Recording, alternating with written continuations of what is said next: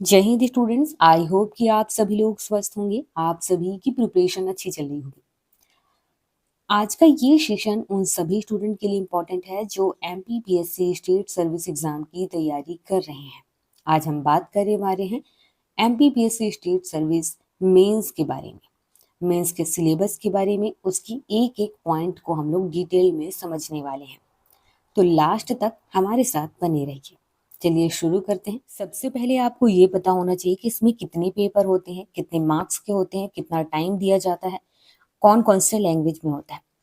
तो यहाँ पर एमपीपीएससी स्टेट सर्विस मेंस में टोटल 6 पेपर होते हैं, और 6 पेपर में जो स्टार्ट के 4 पेपर हैं वो जीएस से, जनरल स्टडीज से रिलेटेड है। पहला वाला जो पेपर है जीएस 1, इसमें आपके 2 सब्जेक्ट हैं, इतिहास और भूगोल, हिस्ट्री और जियोग्राफी। दोनों को मिलाकर ये 300 नंबर का होता है। आपको 3 घंटे का टाइम दिया जाता है।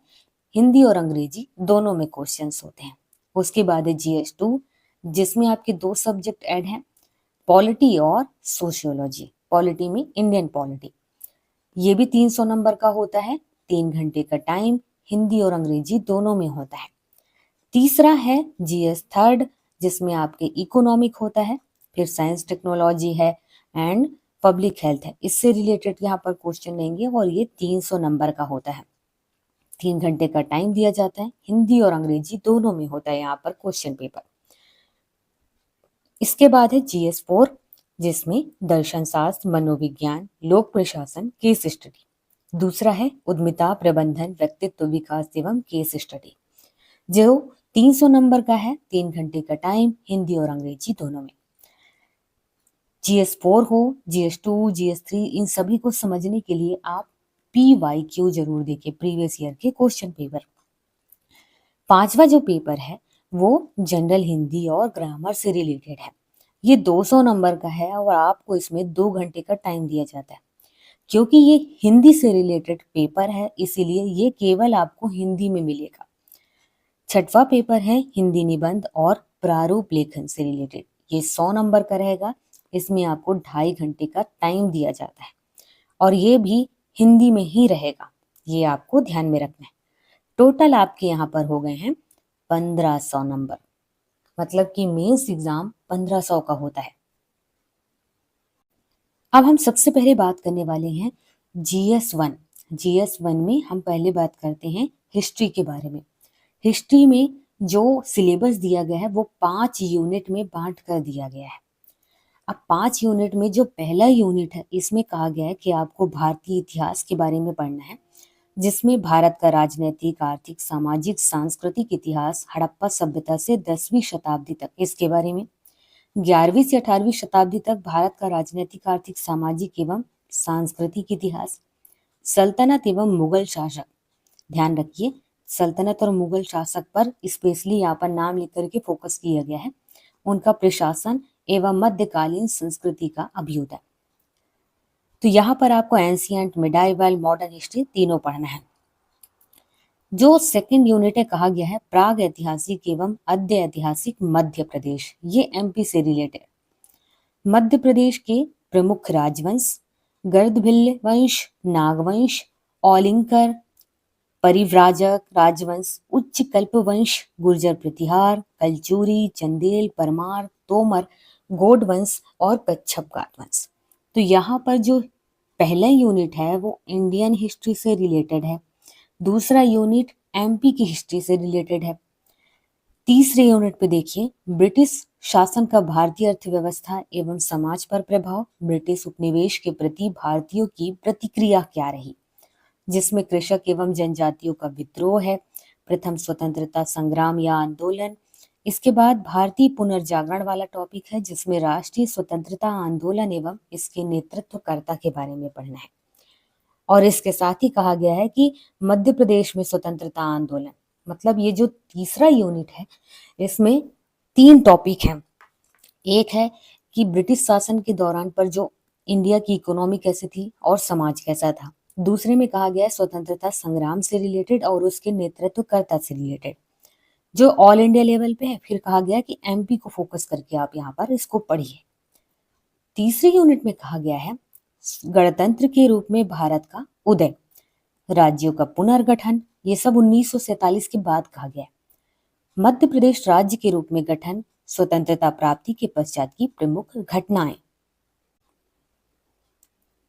इसके बाद भारतीय संस्कृति और विरासत, जिसमें मध्य प्रदेश के संदर्भ में आपको फोकस करना है। प्राचीन काल से आधुनिक काल तक विभिन्न कला, प्रारूप, साहित्य, उत्सव और वास्तुकला के प्रमुख पक्ष, और मध्य प्रदेश में विश्व धरोहर स्थल एवं पर्यटन। एक एक पॉइंट को ध्यान देना, यहाँ पर डिटेल में कहा गया है कि आपको क्या क्या पढ़ना है, इससे बाहर नहीं पढ़ना है। इसके बाद जो 5वां यूनिट है उसमें कहा गया है कि ये मध्य प्रदेश की प्रमुख रियासतें और मध्य प्रदेश की जनजातीय नायकों का संघर्ष एवं इतिहास में योगदान, ये 2 टॉपिक पढ़ना है। रियासतों में आपको गोंडवाना रियासत, बुंदेली, बघेली, होलकर, सिंधिया, भोपाल रियासत, इनके बारे में पढ़ना है और स्वतंत्रता प्राप्ति तक पढ़ना है। जनजातीय नायकों के संघर्ष में कहा गया है राजा शंकर शाह, रघुनाथ शाह, रानी दुर्गावती, भीमाजी नायक, खाजा नायक, टांट्या भील और गंजन सिंह, कोरकू, बादल भोई, पेमा फाल्या। इससे रिलेटेड आप अपने आप के नोट्स ही बना लें तो अच्छा रहेगा। अब इसके बाद है जियोग्राफी से रिलेटेड, GS1 में दूसरा वाला पार्ट जियोग्राफी। ये भी आपके 5 यूनिट में डिवाइड है। पहले यूनिट में आपको इंडिया के जियोग्राफी के बारे में पढ़ना है, भारत का भौतिक स्वरूप एवं जलवायु, जिसमें प्राचीन भारत में भौगोलिक ज्ञान, भारत के प्रमुख भूआकृतिक विभाग, हिमालय पर्वत, उत्तर भारत का विशाल मैदान और प्रायद्वीपीय पठार, प्रमुख पहाड़ियां, पठार, नदियां और झीलें, भारत में मिट्टियां, प्रकार एवं वितरण, जलवायु, जलवायु में ऋतुएं, तापमान, वर्षा, मानसून की उत्पत्ति, ऊपरी वायु परिसंचरण जिसमें जेट स्ट्रीम शामिल है, जलवायु घटनाओं में जैसे कि अल्नीनो, लानीना, ये हमेशा आप न्यूज़पेपर में पढ़ते हैं, दक्षिणी दोलन, पश्चिमी विक्षोभ, हिंद महासागर, द्विध्रुव जलवायु परिवर्तन के परिणाम, ये हैं। दूसरी यूनिट में आपका है भारत, जिसमें कृषि और जल संसाधन, मतलब कि भारत से रिलेटेड ऑल इंडिया लेवल पे आपको कृषि और जल संसाधन के बारे में पढ़ना है, जिसमें कृषि में क्या क्या पढ़ना है, प्रमुख फसलों के बारे में, श्री अन्न, मोटे अनाज के बारे में और उनके उत्पादन और वितरण के बारे में। दूसरा टॉपिक है सिंचाई, सिंचाई तकनीकों के प्रकार के बारे में, सिंचाई के स्रोतों के बारे में और उससे रिलेटेड कई सारी योजनाएं हैं, परियोजनाएं हैं, उनके बारे में। इसके बाद खाद्य सुरक्षा, हरित क्रांति, द्वितीय हरित क्रांति, सतत कृषि के लिए रणनीतियां, जल संसाधनों का संरक्षण, संवर्धन, वर्षा जल संचयन, जल संरक्षण के तरीके, नदियों को आपस में जोड़ना और राष्ट्रीय जल नीति, इसके बारे में। इसके बाद तीसरा यूनिट है भारत, जिसमें प्रकृति संसाधन और उद्योग के बारे में, मतलब पूरे ऑल इंडिया लेवल पे जो प्राकृतिक संसाधन है, उद्योग हैं, उनको पढ़ना है। वन संसाधन, उनके प्रकार और वितरण, प्रमुख खनिज और ऊर्जा संसाधन, ऊर्जा संकट और ऊर्जा के गैर पारंपरिक स्रोत, प्रमुख उद्योगों में लोहा और इस्पात उद्योग, सीमेंट उद्योग, कागज उद्योग, शक्कर उद्योग, सूती वस्त्र उद्योग, प्रमुख खाद्य प्रसंस्करण उद्योग, इनके बारे में। इसके बाद चौथा टॉपिक है आपदाएं और तकनीकें, भारत में प्राकृतिक खतरे और आपदाएं, भूकंप, सुनामी, सूखा, बाढ़, ओलावृष्टि, कोहरा, बादल फटना, तड़ित झंझा, भारत में उष्णकटिबंधीय चक्रवात, प्रदूषण से रिलेटेड, वायु प्रदूषण, जल प्रदूषण, मिट्टी या भूमि प्रदूषण, उनका रोकथाम कैसे किया जाए, नियंत्रण कैसे किया जाए, प्रबंधन कैसे किया जाए, प्रदूषण को कम करने के उपाय भी। इसके बाद भारत में जनसंख्या वृद्धि और संसाधनों पर जनसंख्या का दबाव किस प्रकार से पड़ रहा है, ग्रामीण और शहरी प्रवास। इसके बाद भूगोल में उन्नत तरीके, जैसे कि सुदूर संवेदन, भौगोलिक सूचना प्रणाली जिसे हम GSI बोलते हैं, भौगोलिक स्थिति निर्धारण प्रणाली जिसे GPS कहते हैं, इनके उपयोग और उपग्रहों के प्रकार। इसके बाद है 5वां यूनिट, जो कि केवल MP से रिलेटेड है, MP के जियोग्राफी से, जिसमें आपको जो MP का भू आकृति या भौतिक विभाग है उसके बारे में, जिसमें मालवा का पठार, मध्य भारत का पठार, बुंदेलखंड का पठार, विंध्याचल श्रेणी, बघेलखंड का पठार, नर्मदा सोन घाटी, सतपुड़ा श्रेणी, इनको पढ़ना है। प्रमुख नदियां और उनकी सहायक नदियों के बारे में, जलवायु में ऋतुएं, तापमान और वर्षा, मध्य प्रदेश की मिट्टियों के बारे में पढ़ना है, उनके प्रकार, उनके वितरण, मृदा अपरदन और मृदा संरक्षण के बारे में। मिट्टियों के बारे में आपको पता हो, जैसे कि काली मिट्टी है, जलोढ़ मिट्टी है, लैटराइट मिट्टी है, इनको पढ़ना है। इसके बाद प्राकृतिक वनस्पति है, जिसमें कहा गया है कि आपको वनों के टाइप्स या प्रकार के बारे में पता हो, उनके वितरण के बारे में, उनके प्रमुख वनोपज के बारे में। फसलों में कहा गया है कि फसलें कितने टाइप की हैं, सिंचाई कैसे होती है, उनसे रिलेटेड कौन कौन सी परियोजनाएं एमपी में लाई गई हैं। प्रमुख खनिज, ऊर्जा संसाधन, ऊर्जा के गैर पारंपरिक स्रोत। प्रमुख उद्योग, लघु एवं कुटीर उद्योग, जनसंख्या वृद्धि, वितरण और घनत्व, नगरीकरण। इसके बाद दूसरा पेपर है, जो कि संविधान, शासन व्यवस्था, राजनीतिक एवं प्रशासनिक संरचना से रिलेटेड है। ये भी यहाँ पर 5 यूनिट दिया गया पढ़ने के लिए। पहले यूनिट में कहा गया है कि आपको भारतीय संविधान और वैचारिक तत्व और संघवाद के बारे में पता होना चाहिए। भारतीय संविधान में कैसे निर्माण हुआ, उसकी विशेषताएं क्या है, मूल ढांचा एवं उनके संशोधन के बारे में। वैचारिक तत्व में उद्देशिका, मूल अधिकार, मूल कर्तव्य, राज्य के नीति निर्देशक तत्व। संघवाद में कहा गया है कि केंद्र राज्य संबंध के बारे में, उच्चतम न्यायालय, उच्च न्यायालय, न्यायिक पुनरावलोकन, न्यायिक सक्रियता, लोक अदालत और जनहित याचिका के बारे में। दूसरे यूनिट में कहा गया है कि भारत निर्वाचन आयोग, नियंत्रक एवं महालेखा परीक्षक, संघ लोक सेवा आयोग, मध्य प्रदेश लोक सेवा आयोग और नीति आयोग। भारतीय राजनीति में जाति, धर्म, वर्ग, नृजातीयता, भाषा एवं लिंग की भूमिका। भारतीय राजनीति में राजनीतिक दल एवं मतदान व्यवहार, सिविल सोसाइटी एवं जन आंदोलन, राष्ट्रीय अखंडता और सुरक्षा से जुड़े मुद्दे। इसके बाद तीसरा यूनिट है, लोकतंत्र की विशेषताएं। विशेषताओं में आपको राजनीतिक प्रतिनिधित्व, निर्णय प्रक्रिया में नागरिकों की भागीदारी पढ़ना है। इसके बाद समुदाय आधारित संगठन है, जिसे सीबीओ बोलते हैं, गैर सरकारी संगठन एनजीओ और स्वायत्ता समूह, जिसे एसएसजी कहते हैं। ये 3 टॉपिक पढ़ना है। मीडिया की भूमिका और इनसे रिलेटेड समस्याएं हैं, जैसे कि इलेक्ट्रॉनिक, प्रिंट और सोशल मीडिया, इनको पढ़ना है। भारतीय राजनीतिक विचारक हैं, जैसे कि कौटिल्य है, देवी अहिल्याबाई होलकर है, महात्मा गांधी, जवाहरलाल नेहरू, सरदार वल्लभ भाई पटेल, राम मनोहर लोहिया, डॉक्टर भीमराव अंबेडकर, पंडित दीनदयाल उपाध्याय और जयप्रकाश नारायण के बारे में पढ़ना है।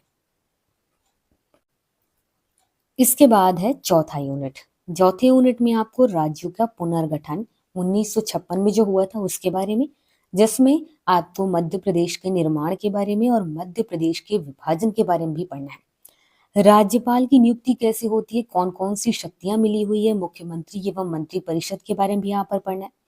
उनका संगठन कैसे होता है, क्या कार्य है और उनकी भूमिका, मतलब कि राज्यपाल और मुख्यमंत्री और मंत्री परिषद के बारे में पढ़ना है। मध्य प्रदेश की विधानसभा के बारे में पढ़ना है, जिसमें कहा गया कि संगठन कैसे होता है, शक्तियां क्या क्या मिली हैं, अध्यक्ष की यहाँ पर क्या भूमिका है और विपक्ष की यहाँ पर क्या भूमिका है। मध्य प्रदेश उच्च न्यायालय, संगठन, क्षेत्राधिकार और भूमिका, जवाबदेही और अधिकार के बारे में कहें तो प्रतिस्पर्धा आयोग, अनुसूचित जाति आयोग और अनुसूचित जनजाति आयोग, पिछड़ा वर्ग आयोग, केंद्रीय सतर्कता आयोग, मानवाधिकार आयोग, सूचना आयोग, उपभोक्ता फोरम, बाल आयोग, महिला आयोग। तो इतने ही टॉपिक पर पढ़ना है, इससे ओवर कहीं और नहीं जाना है।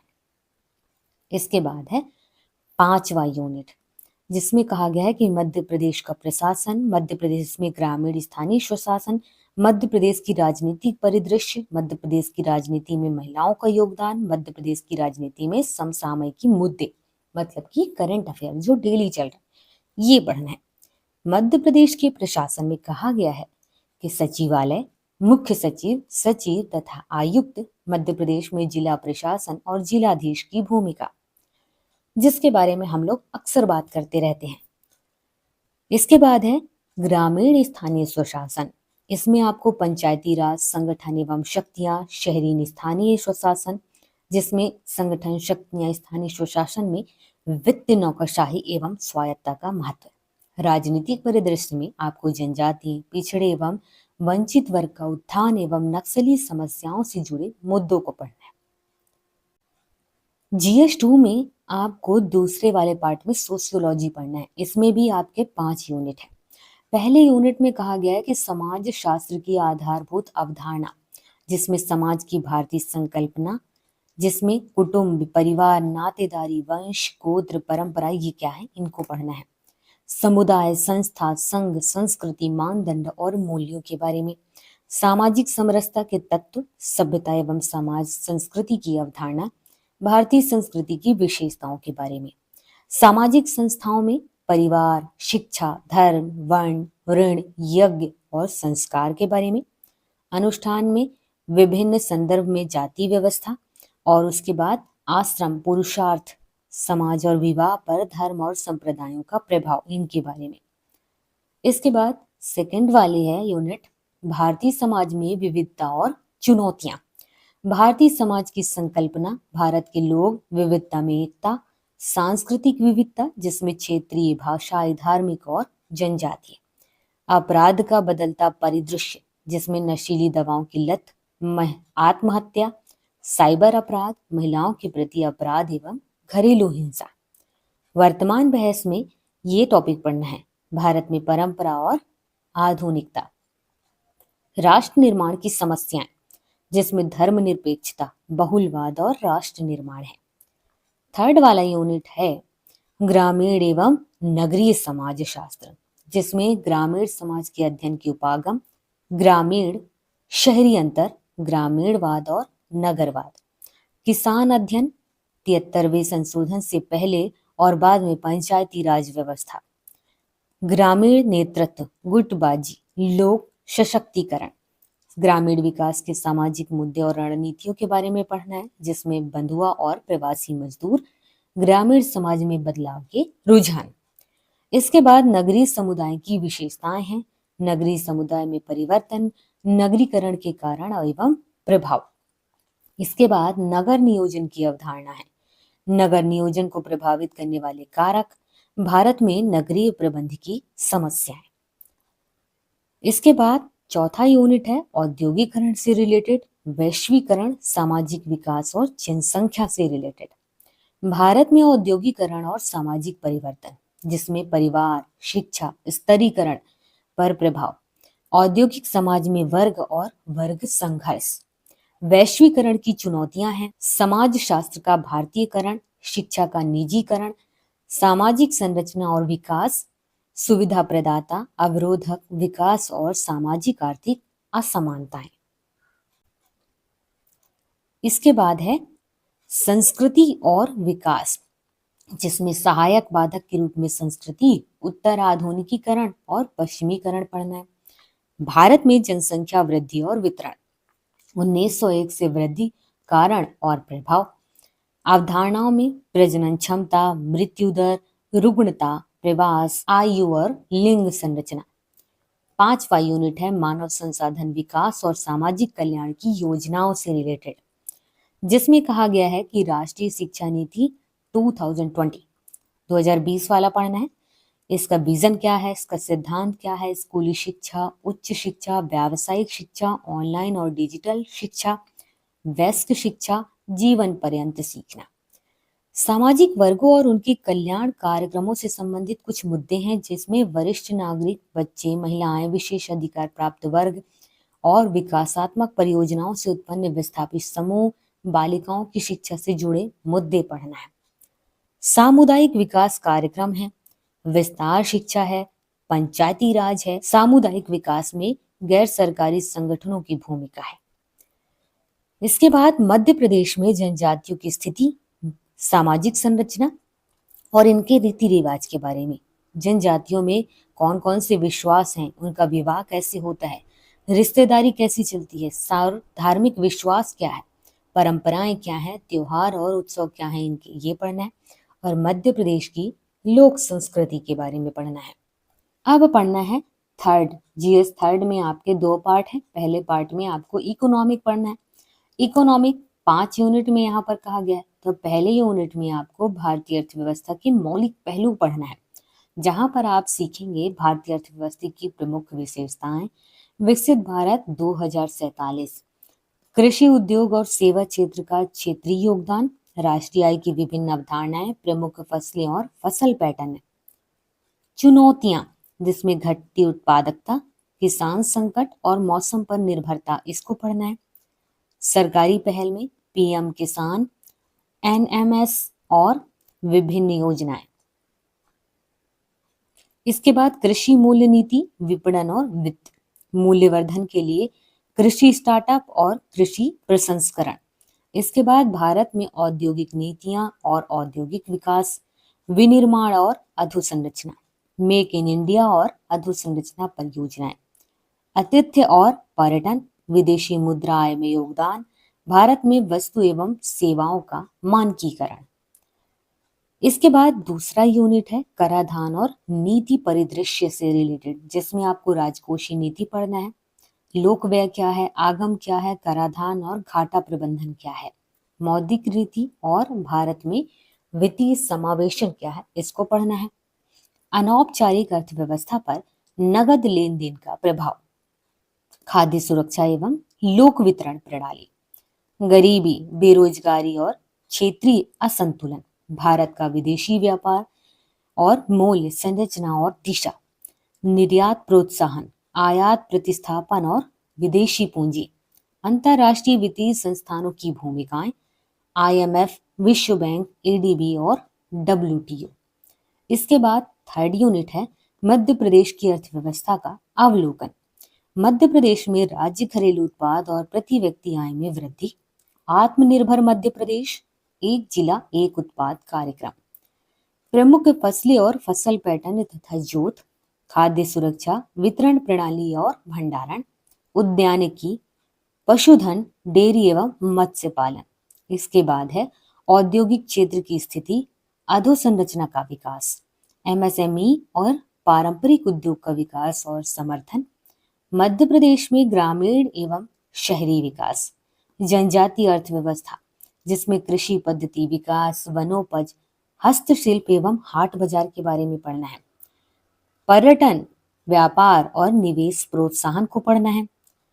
चौथा यूनिट है मध्य प्रदेश में सामाजिक एवं आर्थिक विकास, जिससे रिलेटेड आपको पढ़ना है स्वास्थ्य अधोसंरचना, शिक्षा और कौशल विकास, प्राकृतिक संसाधन प्रबंधन के लिए कुछ नीतियां बनाई गई हैं जो वन से रिलेटेड है, जल से रिलेटेड है और खनिज से रिलेटेड, इनको पढ़ना है।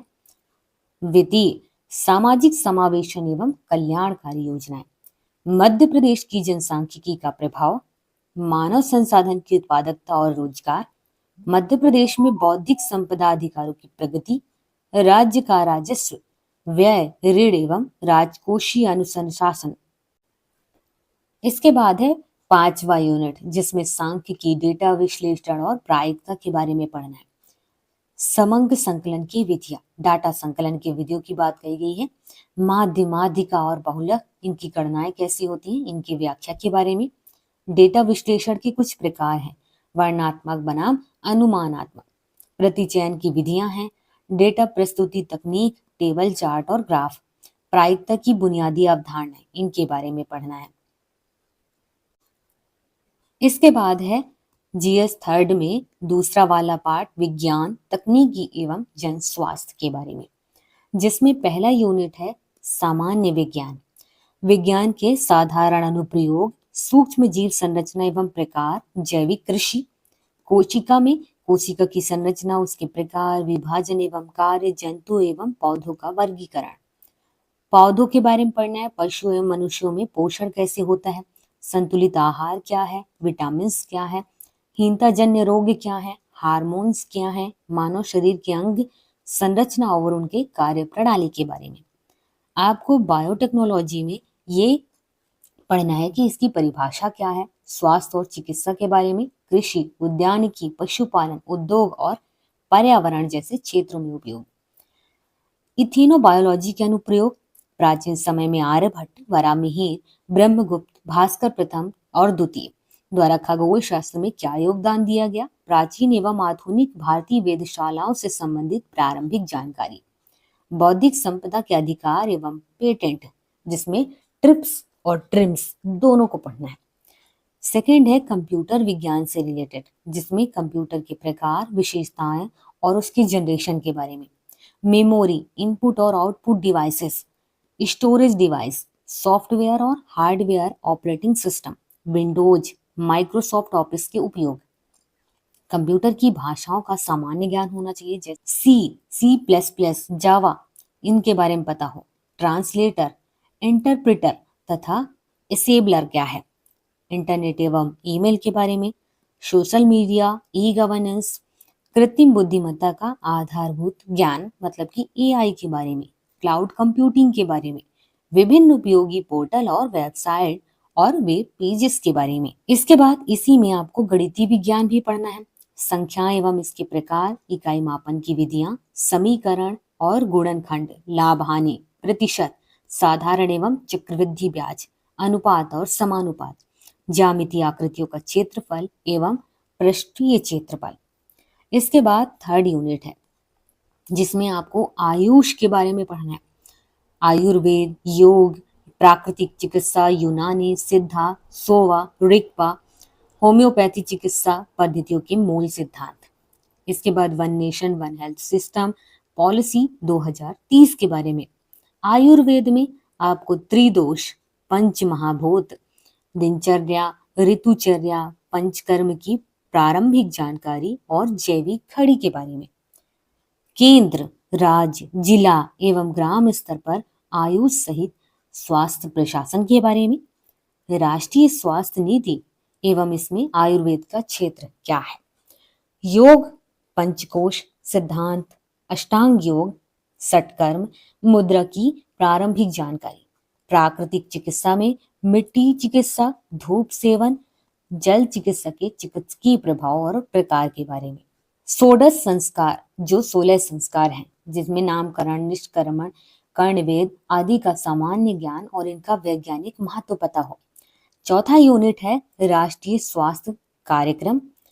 इसमें स्वास्थ्य, स्वच्छता, बीमारियां, कुष्ठ, एड्स, अंधत्व, पोलियो, राष्ट्रीय क्षय निवारण कार्यक्रम, वेक्टर जनित रोग निर्माण कार्यक्रम, प्रजनन एवं बाल स्वास्थ्य कार्यक्रम, इंटीग्रेटेड चाइल्ड डेवलपमेंट स्कीम, सार्वभौमिक एवं राष्ट्रीय टीकाकरण कार्यक्रम, राष्ट्रीय आयुष मिशन, राष्ट्रीय परिवार स्वास्थ्य सर्वेक्षण, इनके बारे में। स्वच्छ भारत मिशन, आयुष्मान भारत योजना, राष्ट्रीय स्वास्थ्य मिशन और मध्य प्रदेश में मातृ मृत्यु दर। इसके बाद है विभिन्न बायोमार्कर, जैसे कि हेमेटोलॉजी, बायोकेमिस्ट्री, सीरोलॉजी के समान स्तर की जानकारी। इसके बाद प्राथमिक स्वास्थ्य देखभाल में प्राथमिक स्वास्थ्य देखभाल का सिद्धांत और तत्व, स्वास्थ्य देखभाल का स्तर, उपकेंद्र एवं ग्राम स्तर पर प्राथमिक स्वास्थ्य देखभाल की संरचना, प्राथमिक स्वास्थ्य देखभाल केंद्र, सामुदायिक स्वास्थ्य केंद्र और ग्रामीण चिकित्सालयों के स्तर। इसके बाद पांचवा यूनिट है, जिसमें भारतीय परंपरा और संस्कृति में पर्यावरण की अवधारणा को पढ़ना है। जनपदोध्वंस, जिसमें वायु, जल, देश, काल की विकृतियां हैं। इसके बाद मानव गतिविधियों का पर्यावरण पर क्या प्रभाव पड़ा, पर्यावरण से संबंधित नैतिकता और मूल्य। जैव विविधता के बारे में पढ़ना है, खासकर मध्य प्रदेश को ध्यान में रखकर। पर्यावरण, प्रदूषण, जलवायु परिवर्तन, लुप्त प्राय और विलुप्त प्रजातियों के बारे में। इसके बाद पर्यावरण से संबंधित समस्याएं और चुनौतियों के बारे में, पर्यावरणीय क्षरण के कारण और प्रभाव, पर्यावरण शिक्षा, जिसमें सार्वजनिक जन जागरूकता के कार्यक्रम, पर्यावरण शिक्षा एवं उसका स्वास्थ्य एवं सुरक्षा से संबंध। इसके बाद पर्यावरण अनुकूल प्रौद्योगिकी, पर्यावरण संरक्षण के संवैधानिक प्रावधान, पर्यावरण संरक्षण नीतियां और नियामक ढांचा। पर्यावरण संरक्षण में मध्य प्रदेश की जनजातियों की भूमिका, जैसे कि बैगा, सहरिया, भारिया, भील, गोंड, इनके बारे में। ठोस अपशिष्ट प्रबंधन, जिसमें नगरीय और औद्योगिक अपशिष्ट के कारण प्रभाव एवं नियंत्रण के उपाय।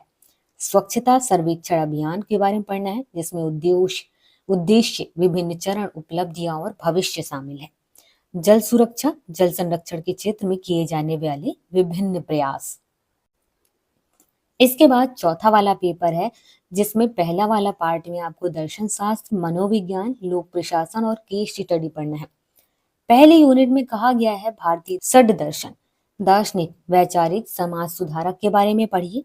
भारतीय षड दर्शन क्या है? सुकरात, प्लेटो और अरस्तु के बारे में, महावीर, बुद्ध, आचार्य शंकर, चरवाक और भरथारी के बारे में, गुरु नानक, कबीर, तुलसीदास, संत रविदास, रविन्द्रनाथ टैगोर, राजा राम मोहन राय, देवी अहिल्याबाई होलकर, सावित्रीबाई फुले, स्वामी दयानंद सरस्वती, स्वामी विवेकानंद, महर्षि अरविंद, सर्वपल्ली राधाकृष्ण, डॉक्टर भीमराव अंबेडकर, पंडित दीनदयाल उपाध्याय।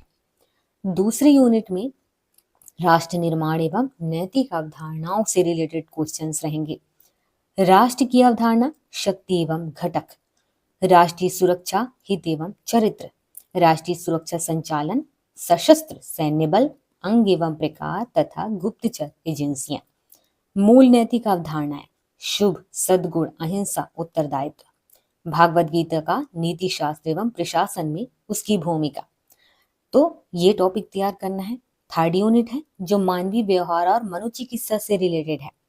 मनोवृत्ति, अभिक्षमता, सांवेगिक बुद्धि, व्यक्तिगत भिन्नताएं, मनोविकार एवं मनोचिकित्सा। मनोवृत्ति में आपको मनोवृत्ति की विषय वस्तु क्या है, तत्व क्या है, प्रकार क्या है, मनोवृत्ति का निर्माण कैसे होता है, मनोवृत्ति में परिवर्तन, प्रबोधक, संप्रेषण, पूर्वाग्रह, भेदभाव, भारतीय संस्कृति में रूढ़िवादिता।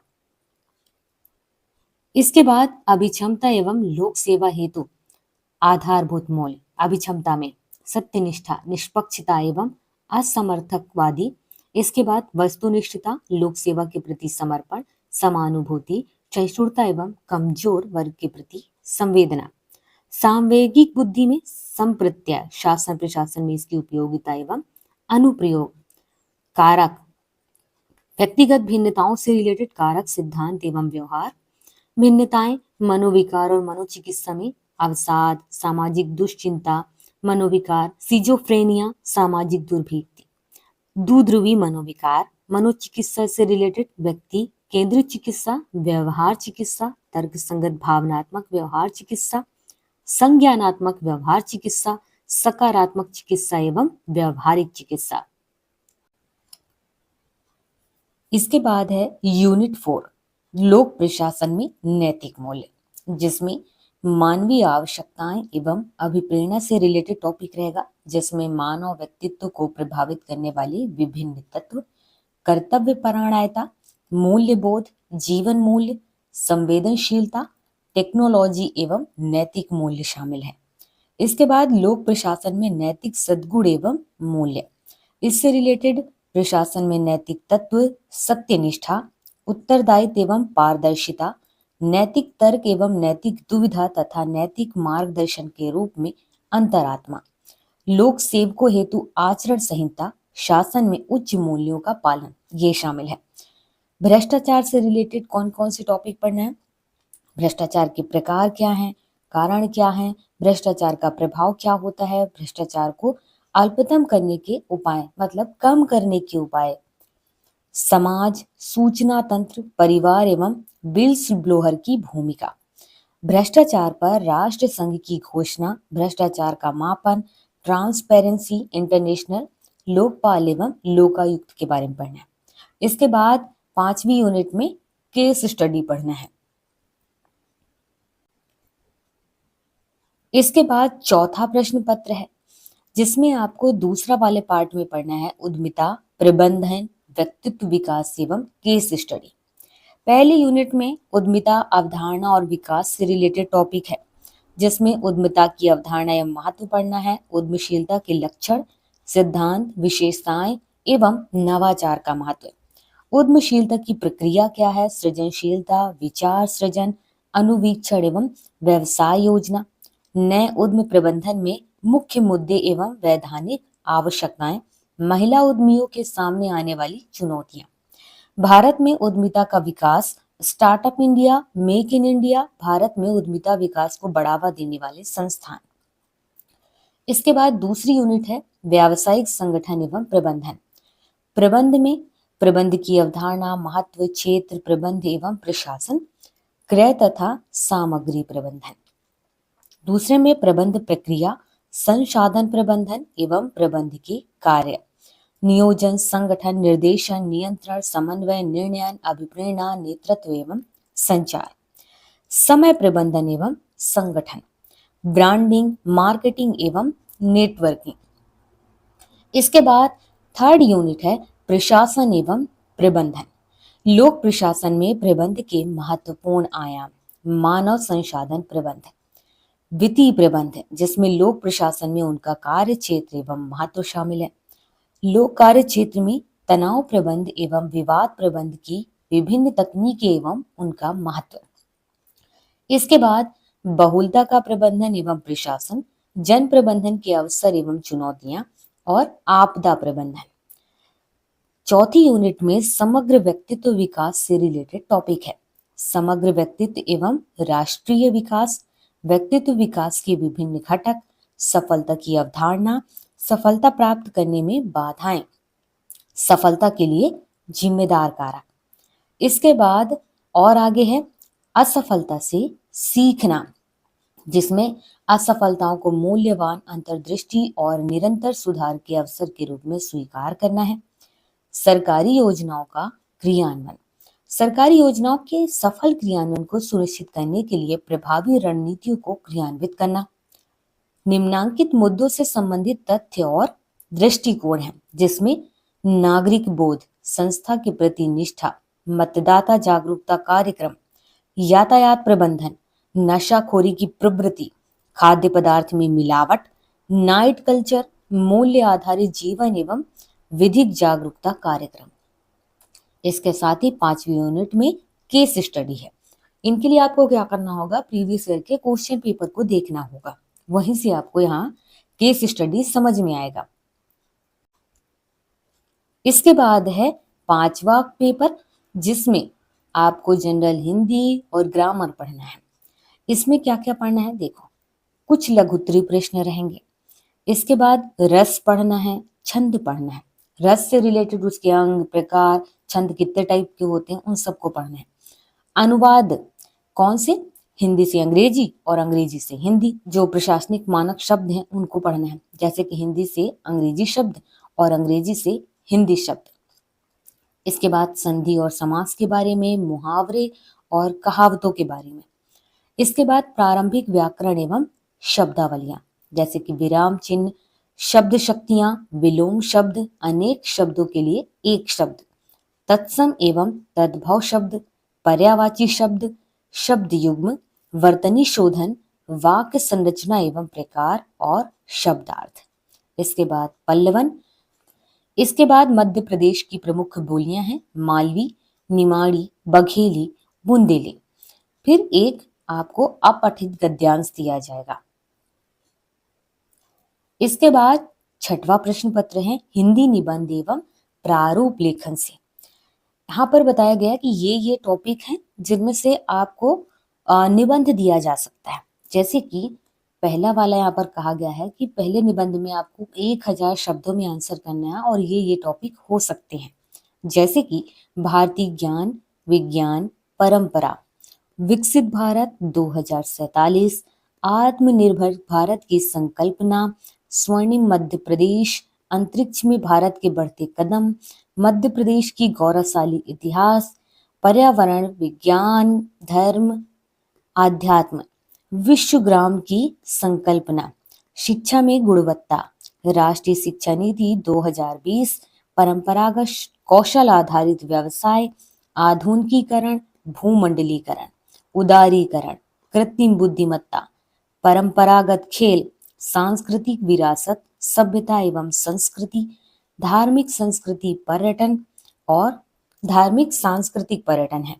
युवा नीति, योग एवं स्वास्थ्य, ई मार्केटिंग, ई कॉमर्स, नेतृत्व एवं विकास, सुशासन, नौकरशाही, लोकतंत्र में सिविल सेवाओं की भूमिका, जनजातीय विकास, स्वदेशी।